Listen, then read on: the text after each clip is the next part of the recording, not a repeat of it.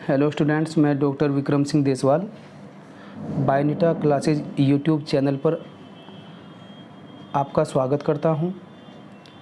Students, आज मैं जो टॉपिक यहां पर लेकर आया हूं इस वीडियो में वो बड़ा इम्पोर्टेंट टॉपिक है। सबसे पहला टॉपिक है जीआईसी एलटी ग्रेड के जो बच्चे प्रिपरेशन कर रहे हैं उनके एग्जामिनेशन को देखते हुए और जो नीट का भी अभी एग्ज़ाम आने ही वाला है उनकी प्रिपरेशन को देखते हुए भी मैंने इस टॉपिक को उठाया है। और ये सबसे पहला टॉपिक है दोनों ही कंडीशन में, वो चाहे एलटी ग्रेड के बच्चे हैं या जीआईसी ग्रेड के बच्चे हैं, उन सभी के लिए इम्पोर्टेंट है।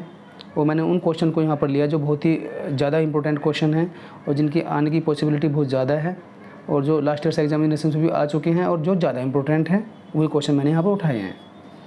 तो चलिए स्टार्ट करते हैं। सबसे पहला क्वेश्चन हम लेते हैं और सबसे पहला क्वेश्चन जो मैंने लिया है वो मैचिंग वाला है। कॉलम ए और कॉलम बी यानी कॉलम फर्स्ट और कॉलम सेकंड को मैच करना है रिलेशन में। तो कॉलम ए में किंगडम्स दिए गए हैं और कॉलम सेकंड में उनके रिलेशन में कैरेक्टरिस्टिक दी हुई है, फीचर्स दिए हुए हैं। तो बताना कौन सही बैठेगा। तो सबसे पहले यहाँ पर दिया है kingdom animalia, Plantae, protista, Monera. तो एनिमेलिया किसे रिलेट करेगा? एनिमेलिया जो रिलेट करेगा वो मल्टी सेलुलर इनगेस्टिव हिट्रोट्रोप्स से रिलेट करेगा। प्लांटी क्या होगा? प्लांटी भी मल्टी सेलुलर होते हैं और वो फोटोसिंथेटिक इन नेचर होते हैं। प्रोटिस्टा किससे मैच करेगा? वो यूनिसेलुलर होते हैं मोस्टली और यूकैरियोट्स होते हैं। किंगडम मोनेरा प्रोकैरियोट्स होते हैं, यूनिसेलुलर प्रोकैरियोट्स में वो जाएंगे। तो हम यहाँ पर किस आंसर को टिक करेंगे? हम यहाँ पर सी ऑप्शन के साथ जाएंगे। तो हमारा सी ऑप्शन राइट हो जाएगा। चलते हैं नेक्स्ट क्वेश्चन की ओर। नेक्स्ट क्वेश्चन हमारा क्या है? What is the name of the book written by Aristotle. देखिए, अरिस्टोटल को हम फादर ऑफ जूलॉजी भी कहते हैं। अरिस्टोटल को हम फादर ऑफ जूलॉजी भी कहते हैं, बात सभी को पता है। और ये ग्रीक फिलोसोफर थे और इन्होंने सबसे पहले रिकॉर्ड किया है एनिमल्स के क्लासिफिकेशन को अपनी बुक में। और उस बुक का नाम क्या था? हिस्टोरिया एनिमेलियम था। तो हिस्टोरिया एनिमेलिया बुक उन्होंने लिखी है। तो हम किस आंसर के साथ जाएंगे? सी आंसर के साथ जाएंगे, हिस्टोरिया एनिमेलिया। चलते हैं नेक्स्ट क्वेश्चन की ओर। नेक्स्ट क्वेश्चन हमारा क्या है? Who has added the word phylum in taxonomy. Taxonomy में जो फाइलम वर्ड आया है, किस साइंटिस्ट ने इस वर्ड को यूज़ किया है? किस साइंटिस्ट ने इस वर्ड का इस्तेमाल किया है वो यहाँ पर बताना है। तो देखिए, जो यहाँ पर ऑप्शन आपका सी ऑप्शन है लियोपोल्ड कुवियर, तो उन्होंने सबसे पहले फाइलम वर्ड को यूज़ किया है।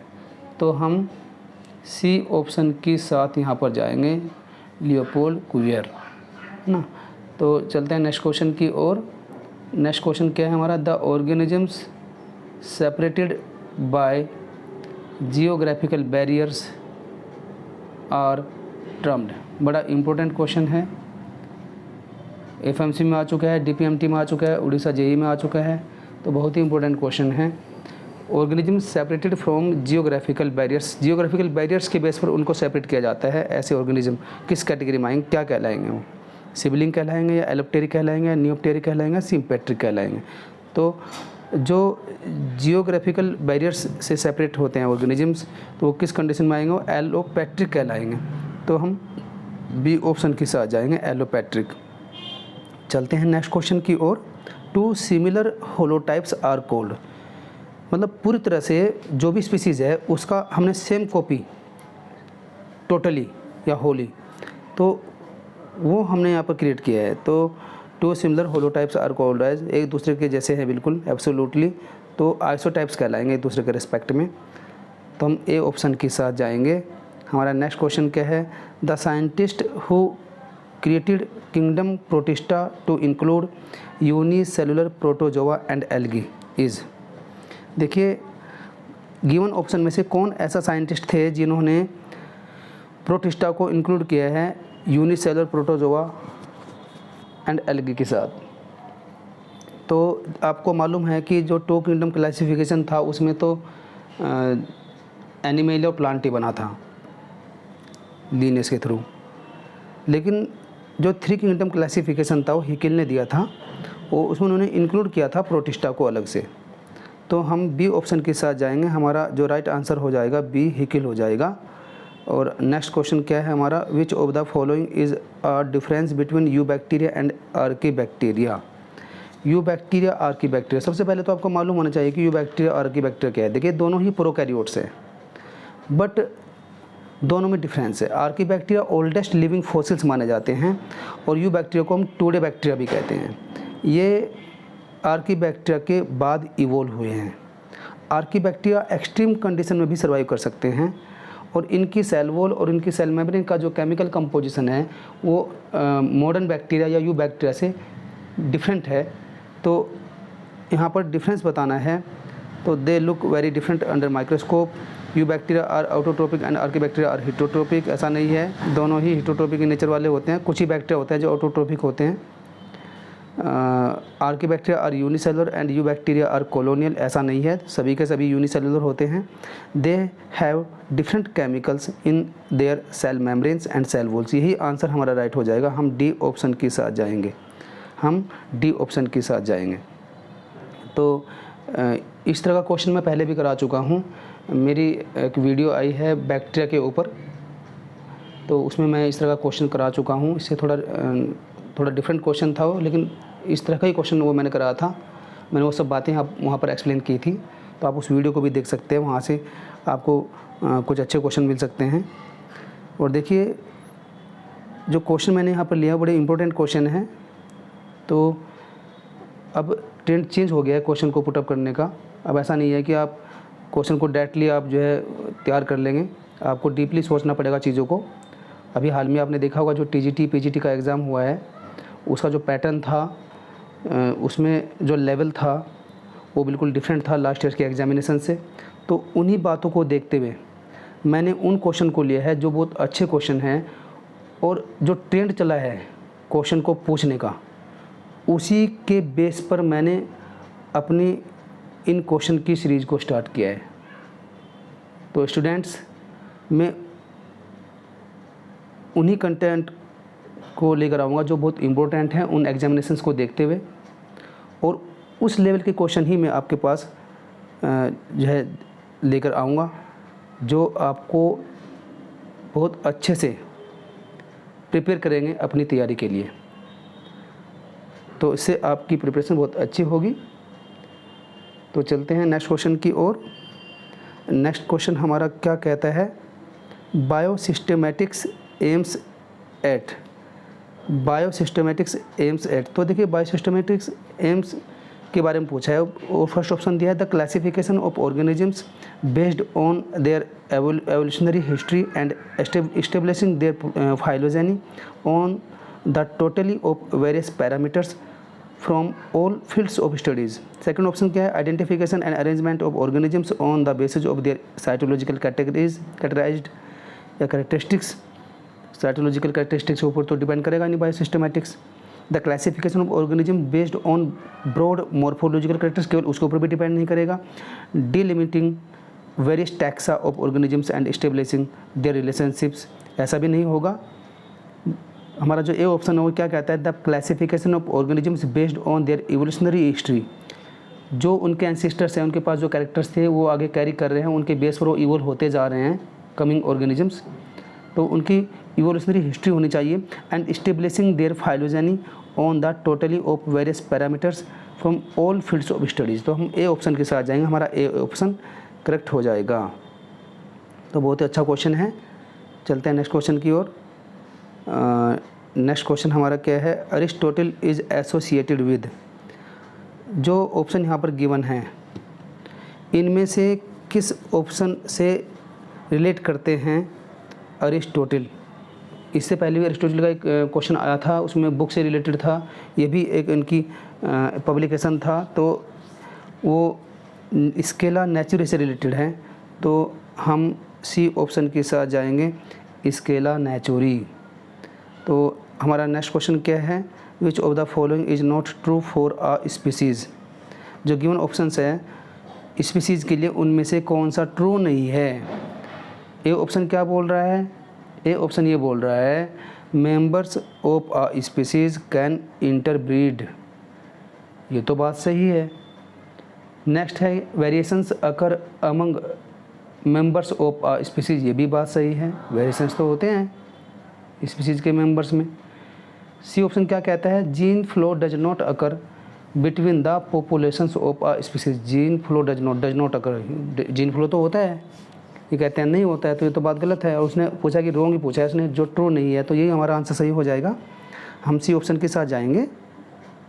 डी ऑप्शन भी हमारा स्पीसीज के रिस्पेक्ट में करेक्ट है, बी भी करेक्ट है, ए भी करेक्ट है, बट जो नॉट करेक्ट है वो यहाँ पर बताना था, तो उसी को मैंने स्पेसिफाई किया, सी ऑप्शन हमारा राइट होगा।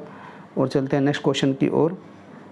नेक्स्ट क्वेश्चन हमारा क्या कहता है, विच of the following statement is correct for species, which of the following statement is correct for species. Species के ये सेकंड क्वेश्चन भी मैंने ये डाला है स्पीसीज के रिलेशन में ही, तो यहाँ पर बताना है, यहाँ पर करेक्ट बताना है, वहाँ पर नॉट करेक्ट बताना था, यहाँ पर करेक्ट बताना है। इनमें से गिवन ऑप्शन में से कौन करेक्ट कंडीशन होगी।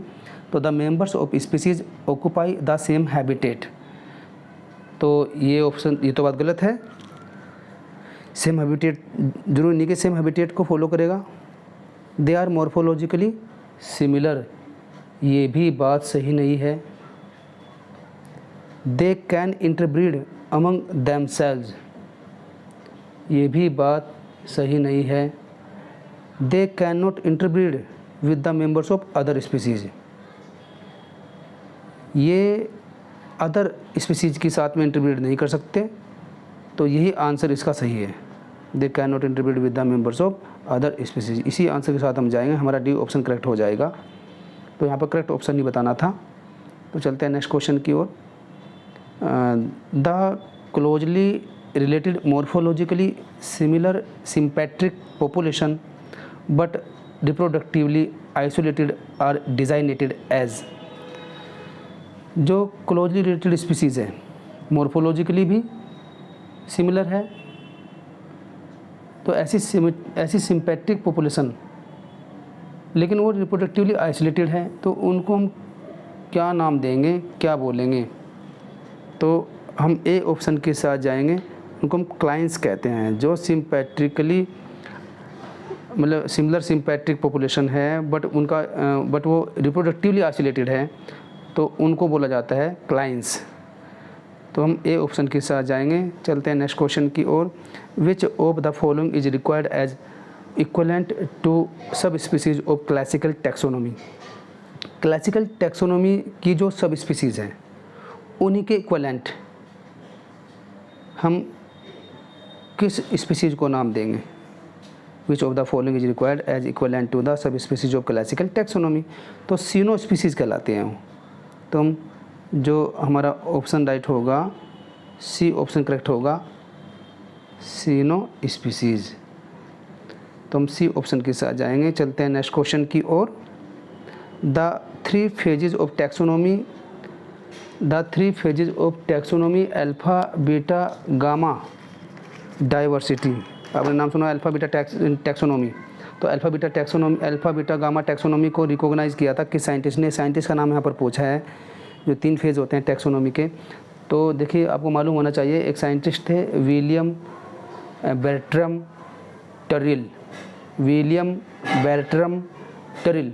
तो इस साइंटिस्ट ने ये थ्री फेज ऑफ टैक्सोनॉमी को रिकॉग्नाइज़ किया था। तो हम ए ऑप्शन के साथ जाएंगे, टरिल इसका आंसर करेक्ट हो जाएगा, टरिल। तो चलते हैं नेक्स्ट क्वेश्चन की ओर।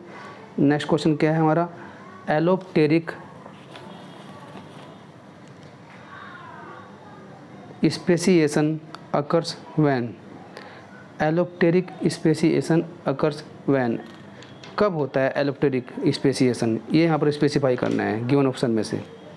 एलोप्टेरिक देखिए दो तरह के स्पेसिएशन आपने सुने होंगे, ज़्यादातर उनमें से पूछा जाता है, एलोप्टेरिक स्पेसिएशन और सिम्पैट्रिक स्पेसिएशन। तो जो एलोप्टेरिक स्पेसिएशन है, यहाँ पर ए ऑप्शन दिया है, genetically related population inhabit widely separated geographical area. तो पहले भी इससे रिलेटेड क्वेश्चन आ चुका है। तो जो जियोग्राफिकल एरिया है वो वाइडली जब सेपरेट होता है तो उसी में ही जेनेटिकली रिलेट करती है पॉपुलेशन। तो इसका मतलब वो सेम जियोग्राफिकल एरिया में प्रमोट नहीं होती है, वो वाइडली सेपरेटेड जियोग्राफिकल एरिया में प्रमोट होती है। तो हम इसी ऑप्शन के साथ जाएंगे, हमारा ए ऑप्शन ही करेक्ट हो जाएगा, हम ए ऑप्शन के साथ जाएंगे। आगे दिया genetically unrelated population inhabit widely separated geographical area, ये जेनेटिकली अनरिलेटेड है, जबकि होनी क्या चाहिए, जेनेटिकली रिलेटेड होनी चाहिए। सी ऑप्शन क्या है, genetically related population inhabit the same नहीं होना, सेम जियोग्राफिकल एरिया से कनेक्टेड नहीं होता एलोपैट्रिक। वो कौन होता है, वो सिम्पैट्रिक होता है। माइंड में रखेंगे, सिम्पैट्रिक से सेम, और एलो मतलब डिफरेंट होता है। तो एलो का जब डिफरेंट जियोग्राफिकल एरिया होगा तो जियोग्राफिकल आइसोलेशन में ही ये प्रमोट होती है। तो हम ए ऑप्शन के साथ जाएंगे। हमारा नेक्स्ट क्वेश्चन क्या है, ये नेक्स्ट क्वेश्चन फिर मैंने डाला है मैचिंग वाला क्वेश्चन, तो बड़ा इंपॉर्टेंट है। देखिए क्वेश्चन का लेवल अलग हो चुका है, अब मैं बार बार बता रहा हूँ इस बात को, आपको उसी लेवल पर जाना होगा, उसी लेवल के क्वेश्चन को प्रैक्टिस करना पड़ेगा। वो ज़माना अब जा चुका है कि हु डिस्कवर्ड द सेल या who give the term of cell, तो ये बातें अब नहीं होगी। अब आपको डीपली पढ़ना पड़ेगा और क्वेश्चन को अच्छे से कवर करना पड़ेगा। जो अच्छे क्वेश्चन हैं उनको प्रैक्टिस में लाना होगा, है ना। आपने देखा होगा अभी हाल में जो टीजीटी पीजीटी का एग्ज़ाम हुआ था, उसमें कॉलम ए कॉलम बी वाले क्वेश्चन भी आए हैं और बड़े अच्छे क्वेश्चन वो बने थे और डीपली उनको पूछा गया था। तो आपको उस लेवल पर तैयार करना है अपने आप को। तो क्वेश्चन क्या हमारा मैचिंग वाला क्वेश्चन है, मैंने इसलिए सभी टाइप के क्वेश्चन को मिक्स करके मैंने यहाँ पर डाला है, वो चाहे रॉन्ग स्टेटमेंट वाले हैं या ट्रू स्टेटमेंट वाले हैं या मोर देन वन ऑप्शन वाले हैं या मैचिंग द कॉलम्स वाले हैं, वो सभी टाइप के क्वेश्चन मैंने इसमें यहाँ पर इंक्लूड किए हैं। तो क्वेश्चन क्या कहता है हमारा कि जो जेनरल प्लान किससे मैच करेगा, जेनरल प्लांटेरम दिया है, स्पीसीज प्लांटेरम, हिस्टोरी जेनरिस प्लांटेरम और स्केला नेचुरी, ये बुक के नाम यहाँ पर गिवन है और इधर साइंटिस्ट के नाम है जो किन से रिलेट करते हैं वो आपको यहाँ पर बताना है। जो जेनरल प्लांटेरम है वो एक्चुअली बेंथम एंड हुकर ने पब्लिश की थी, उन्होंने लिखी थी। जो स्पीसीज प्लांटेरम वो लीनियस ने लिखी थी, कैरोलस लीनियस, आप जानते हैं उनको फादर ऑफ टैक्सोनॉमी भी बोला जाता है। उन्होंने बाइनोमेन कल्चर भी दिया है, आपको सभी को ये बात पता है। जो हिस्टोरिया जनरलिस प्लांटेरम है वो जॉन रे ने दी है और जो स्केला नेचुरी है वो अरिस्टोटल ने दिया है। स्केला नेचुरी के ऊपर पहले भी क्वेश्चन आ चुका है, तो वहाँ से भी ये क्वेश्चन आपको मिल जाएगा।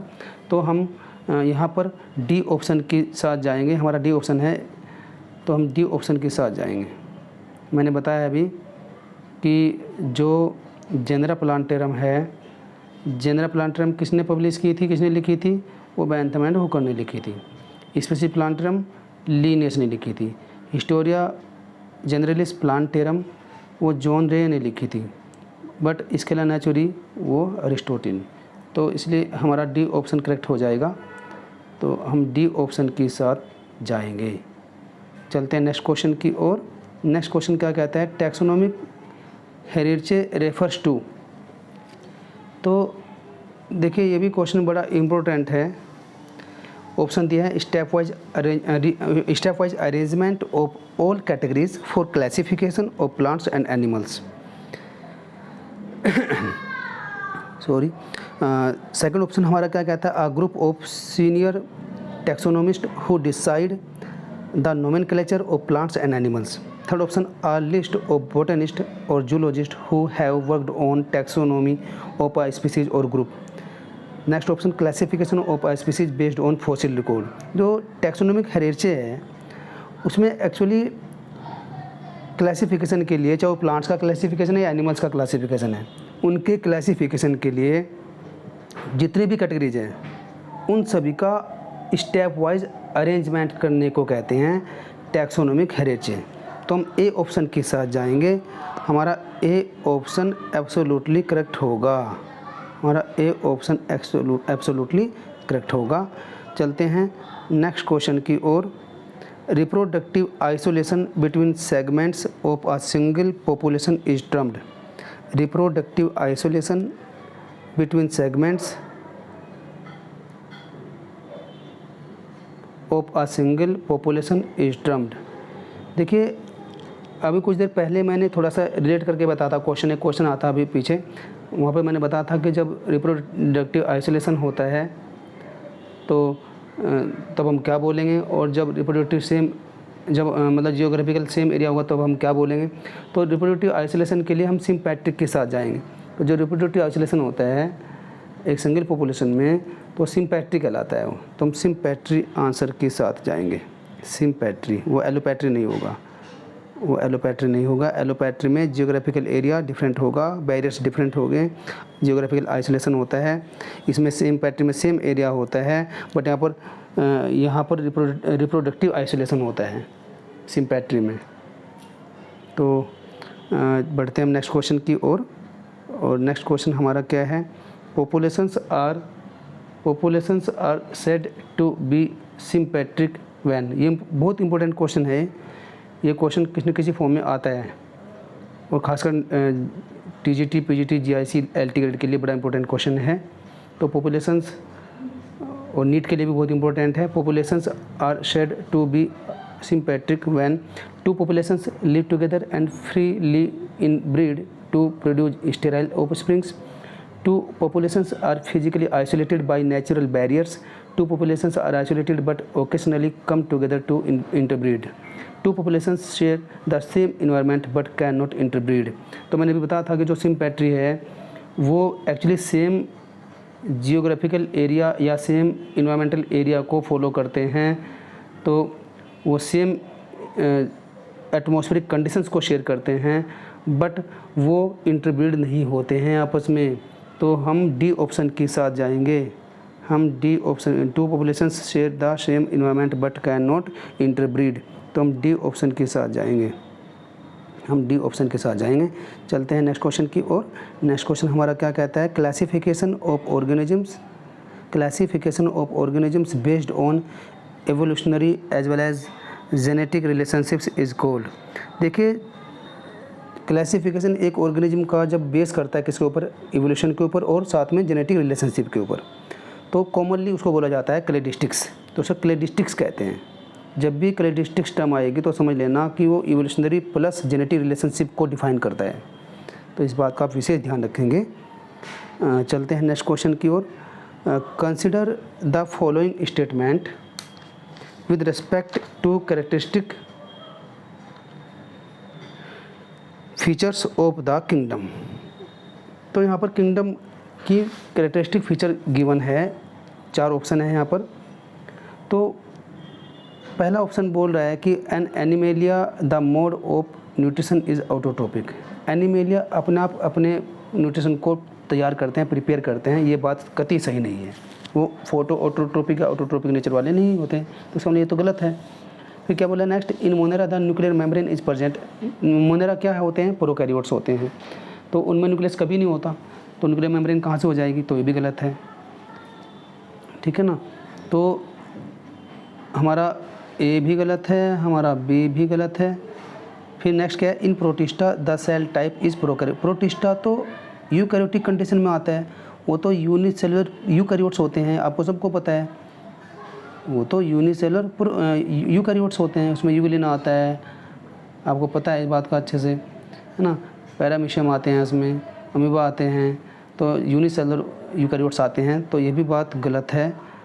और अब नेक्स्ट ऑप्शन क्या है, in Plantae the cell wall is present, ये बात सही है। तो अब ऑप्शन क्या पूछें, ऑप्शन देखते हैं। A alone is correct, B alone is correct, C alone is correct, D alone is correct. तो हम किस ऑप्शन के साथ जाएंगे, हम डी आंसर के साथ जाएंगे। डी एलोन इज़ करेक्ट, यही हमारा आंसर राइट है, बाकी सभी गलत हैं। तो चलते हैं नेक्स्ट क्वेश्चन की ओर। नेक्स्ट क्वेश्चन मैंने फिर मैचिंग वाला डाला है। ऐसे क्वेश्चन को आपको प्रैक्टिस में लाना ही होगा, तभी आप प्रिपेयर कर पाएंगे अपने आप को। आप अगर वो 1 लाइनर क्वेश्चन पढ़ते जाएंगे, आपने देखा है अभी टीजीटी पीजीटी में, मतलब आप मान के चलें कि पूरे पेज पर एक क्वेश्चन आया है मैचिंग वाला, कॉलम वाला, आपको याद होगी वो बातें।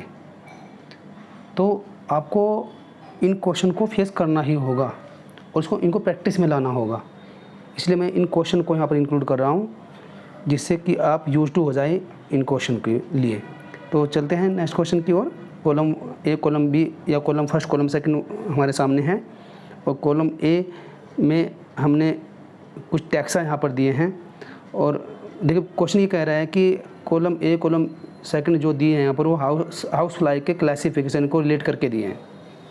एक राइट सीक्वेंस हमें बताना है, करेक्ट ऑप्शन क्या होना चाहिए जो यहाँ पर दिए हैं, मतलब फैमिली का नाम क्या होना चाहिए गिवन ऑप्शन में से, तो वो सब चीज़ें हमें यहाँ पर बतानी है। तो इस बात को मतलब हाउस फ्लाई यानी जिसको मस्का डोमेस्टिका कहते हैं उसको माइंड में रखना है आपको। तो उसके रिलेशन में यहाँ पर सबसे पहले फैमिली दिया, तो फैमिली इनमें से कौन सी हो सकती है जिसमें हाउस फ्लाई आती है, तो इनमें से जो फैमिली हो सकती है वो थर्ड पे एक नाम दिया है मस्कीडी या मसाइडी भी कहते हैं इसे।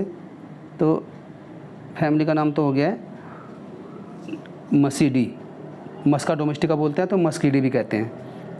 और जो ऑर्डर है, जो ऑर्डर होगा वो एक ऊपर की सबसे ऊपर देखेंगे आप डायप्टेरा को लिखा हुआ है ऊपर, तो डायप्टेरा ऑर्डर होता है इसका। जो फैमिली है वो मस्कीडी है, जो ऑर्डर है वो डायप्टेरा है, और जो क्लास है क्लास इंसेक्टा का होता है। हाउस फ्लाई क्लास इंसेक्टा में आती है। और फाइलम क्या हो गया, आर्थ्रोपोडा। आप जानते हैं लार्जेस्ट फाइलम होता है आर्थ्रोपोडा, इसी में आते हैं इंसेक्ट्स। तो अब ये राइट हो जाएगा हमारा, फैमिली मसीडी हो जाएगा या मस्कीडी भी कह सकते हैं, और ऑर्डर डायप्टेरा हो जाएगा, क्लास इंसेक्टा हो जाएगी, फाइलम आर्थ्रोपोडा हो जाएगा। तो अब देखते हैं क्या ऑप्शन हमारा बैठेगा। तो ए का हमारा थर्ड है, बी का हमारा फर्स्ट है, तो ए का थर्ड बी का फर्स्ट, तो हमारा ए ऑप्शन सही होगा, हमारा ए ऑप्शन सही होगा। तो हम ए ऑप्शन के साथ जाएंगे। नेक्स्ट क्वेश्चन की बातें करते हैं। Study the 4 statements A to D given below and select the 2 correct ones out of them। यहाँ पर 2 करेक्ट स्टेटमेंट दिए हैं इन 4 स्टेटमेंट में से, इसका मतलब 2 गलत हैं इनमें और 2 सही है, और जो 2 सही है उन्हीं को हमें यहाँ पर स्पेसिफाई करना है, उन्हीं को हमें चूज करना है। तो सबसे पहला स्टेटमेंट क्या कहता है, definition of biological species was given bye Ernst मायर। ये बात तो बिल्कुल सही है, ये बात तो बिल्कुल सही है, अर्नस्ट मायर ने तो बिल्कुल बायोलॉजिकल स्पीसीज को दिया है, तो ये भी सही है। फिर क्या कहता है second, photo period does not affect reproduction in plants. अरे क्यों नहीं करते हैं भाई, फोटो लाइट जो है, फोटो पीरियड जो होते हैं वो बिल्कुल इफेक्टेड करते हैं फ्लावरिंग को। आपने नाम सुना होगा photo periodism, the effect of light on the flowering plant. तो प्लांट की फ्लावरिंग को जो लाइट ड्यूरेशन होता है वो बिल्कुल अफेक्टेड करता है, तो इसका मतलब ये बात गलत है। नेक्स्ट ऑप्शन क्या कहता है, binomial nomenclature system was given by R.H. Whittaker. R.H. Whittaker ने तो 5 किंगडम क्लासिफिकेशन दिया है, और ये कह रहे हैं कि इन्होंने दिया है बाइनोमियल नोमेनक्लेचर, वो तो लिनियस ने दिया था, तो ये भी बात गलत है, इसको भी आप रॉन्ग करेंगे। नेक्स्ट ऑप्शन क्या कहता है, इन unicellular organisms reproduction is synonyms with growth. ये बात बिल्कुल सही है, तो ये भी हमारा सही हो गया। तो हमारे 2 ऑप्शन करेक्ट हो गए हैं, कौन से, ए एंड, कौन कौन से ऑप्शन करेक्ट हो गए हैं, ए एंड डी करेक्ट हो गए हैं। तो हम यहाँ पर A and D that means B option के साथ जाएंगे, हमारा बी ऑप्शन राइट हो जाएगा। चलते हैं नेक्स्ट क्वेश्चन की ओर। नेक्स्ट क्वेश्चन क्या है हमारा, the species confined to a particular region and not found elsewhere is termed as. देखिए, जब स्पीसीज ऐसी हालत में पहुंच जाती हैं कि एक पर्टिकुलर रीजन में रह जाती है और उसके अलावा बाकी किसी अलग प्लेस पर, अलग एरिया में वो प्रेजेंट नहीं होती है, डेवलप नहीं हो पाती है, तो ऐसी स्पीसीज़ को एंडेमिक स्पीसीज़ कहते हैं, एंडेमिक स्पीसीज़ नाम देंगे। तो हम सी ऑप्शन के साथ जाएंगे, एंडेमिक स्पीसीज़, हमारा सी ऑप्शन करेक्ट हो जाएगा।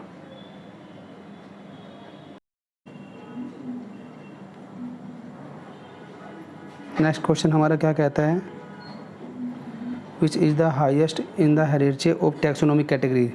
टैक्सोनॉमिक कैटेगरी के जो हेरिटेज हैं उसमें हाईएस्ट लेवल पर कौन सा आएगा गिवन ऑप्शन में से। तो हमारा ऑप्शन जो करेक्ट होगा वो डी ऑप्शन करेक्ट होगा, क्लास। क्लास में ऑर्डर आएगा, ऑर्डर के अंदर फैमिली आएगी, फैमिली के अंदर जीनस आएगा, तो हमारा आंसर डी करेक्ट होगा। हम डी ऑप्शन के साथ जाएंगे। नेक्स्ट क्वेश्चन क्या कहता है, who wrote the book system and नेचुरी।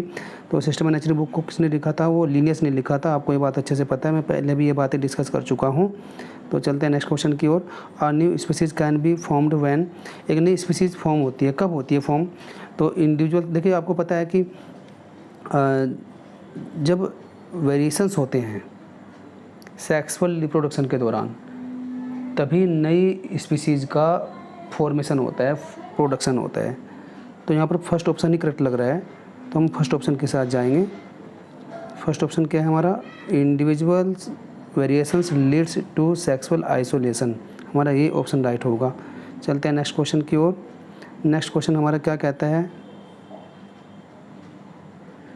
Next question हमारा क्या कहता है, in interbreeding animals are members of the same.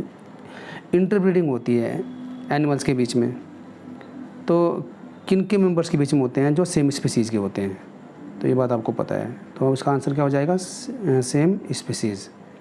तो नेक्स्ट क्या होगा, नेक्स्ट क्वेश्चन क्या है, the first phylum of animal kingdom to exhibit bilateral symmetry.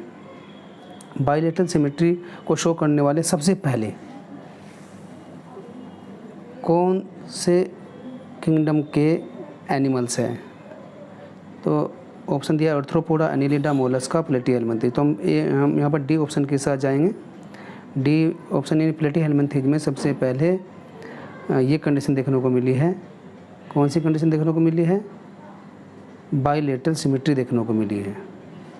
तो चलते हैं नेक्स्ट क्वेश्चन की ओर। The term taxon for the first time was used by, सबसे पहले टैक्सॉन टर्म को इस्तेमाल किसने किया है, तो उसका आंसर क्या आ जाएगा, मायर आ जाएगा। मायर या मेयर भी कह सकते हैं, ठीक है ना। तो नेक्स्ट क्वेश्चन क्या है, when species name exactly repeats generic name it is known है। जब स्पीसीज का जो नाम है वो जेनेरिक नेम के जैसा ही हो, बिल्कुल सेम हो, उसी का के नाम को रिपीट करता हो, तब उसे क्या कहते हैं, तब उसे हम टोटोनिम कहते हैं। क्या बोलते हैं, तब उसे हम टोटोनिम नाम देते हैं, टोटोनिम। नेक्स्ट क्वेश्चन क्या कहता है हमारा, animals living on the surface of sea water are called. ऐसे एनिमल्स जो सी वाटर के सरफेस पर सर्वाइव करते हैं, वहाँ पर आसपास में रहते हैं, तो उस टाइप के एनिमल्स की जो ये कंडीशन है सी वाटर पर, तो क्या कहते हैं, पेलाजिक कंडीशन कहलाती है। तो बी ऑप्शन होगा, पेलाजिक, बी ऑप्शन।